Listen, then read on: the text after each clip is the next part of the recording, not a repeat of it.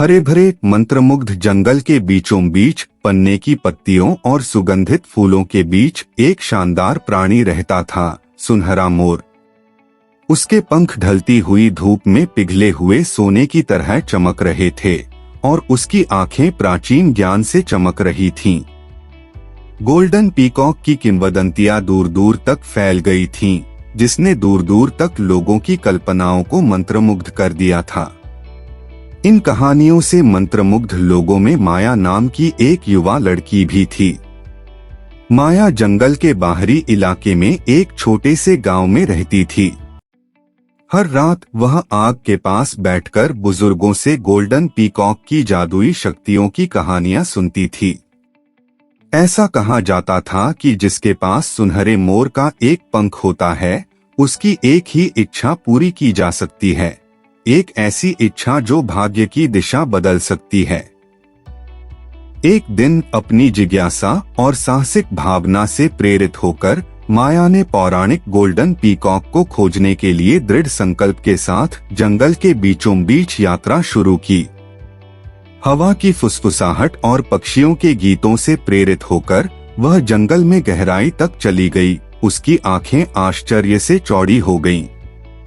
जैसे जैसे वह चलती थी, जंगल उसके चारों ओर जीवंत हो उठता था। पेड़ प्राचीन काल के रहस्यों को फुसफुसाते थे और उसका स्वागत करने के लिए जीवंत रंगों में फूल खिलते थे। कई दिनों की खोज के बाद आखिरकार उसकी नजर सुनहरी रोशनी में नहाए हुए एक छिपे हुए घास के मैदान पर पड़ी और वहां स्वर्ण मयूर शान से खड़ा था। इसकी पंखुड़ियां हजारों सूर्यों की तरह चमक रही थीं, जिससे पूरे मैदान में एक गर्म और अलौकिक रोशनी फैल रही थी। माया विस्मय के साथ उस भव्य प्राणी के पास पहुंची। उसका दिल उसकी छाती में धड़क रहा था।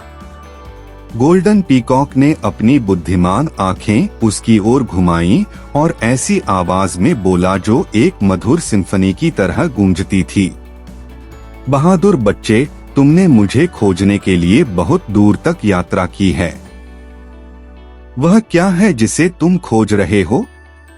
दृढ़ संकल्प से भरी आवाज में माया ने कहा, मैं अपने गांव में समृद्धि लाने के लिए बुद्धि और अपने परिजनों की रक्षा करने की शक्ति की कामना करती हूँ। गोल्डन पीकॉक ने माया के हृदय की पवित्रता को समझते हुए सिर हिलाया।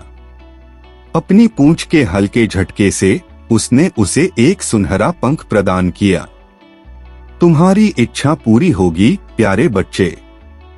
लेकिन याद रखो, सच्चा ज्ञान सत्ता पर कब्जा करने में नहीं, बल्कि उसे इस्तेमाल करने के तरीके में निहित है। माया की आंखों में कृतज्ञ आंसू छलक पड़े और उसने सुनहरे पंख को अपने हृदय से लगा लिया। उसने गोल्डन पीकॉक को धन्यवाद दिया और उसे विदा किया। उसकी आत्मा नए आत्मविश्वास और उद्देश्य के साथ उड़ रही थी। अपने गांव लौटकर माया ने अपने द्वारा प्राप्त ज्ञान का उपयोग अपने लोगों को प्रकृति के साथ सद्भाव और करुणा के महत्व के बारे में सिखाने के लिए किया। उसने उन्हें अपने खेतों में खेती करने, बीमारों को ठीक करने और एक मजबूत एकजुट समुदाय बनाने में मदद की।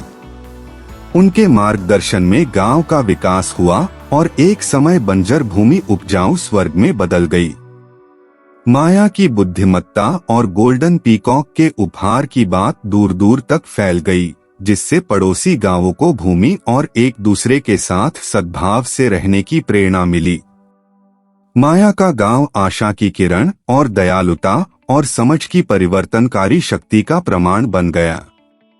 और इसलिए स्वर्ण मयूर की कथा न केवल कहानियों में, बल्कि उन सभी के दिलों में जीवित रही जो माया की बुद्धि और मंत्रमुग्ध जंगल के जादू से प्रभावित थे। गोल्डन पीकॉक की कहानी यह याद दिलाती है कि सच्ची संपत्ति भौतिक खजानों में नहीं, बल्कि मानवीय भावना की समृद्धि और उन बंधनों में है जो जीवन की डोर में सभी जीवित चीजों को जोड़ते हैं।